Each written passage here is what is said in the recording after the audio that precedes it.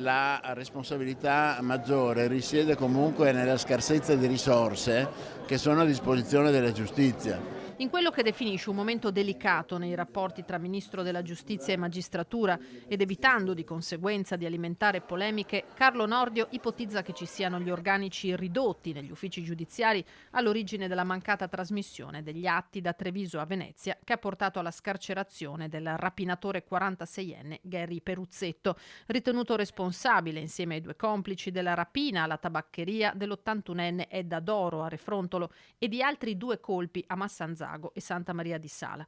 Tabaccaia, che è venuta a sapere della liberazione del rapinatore, non ha nascosto il suo sconforto. Naturalmente comprendiamo benissimo il disagio e il dolore della vittima. A Treviso, come a Venezia, come in molte altre città del Veneto, mancano le strutture minime in termini di cancellieri, segretari, che sono indispensabili per far funzionare la giustizia. Sono come i barellieri e gli infermieri e i caposala degli ospedali.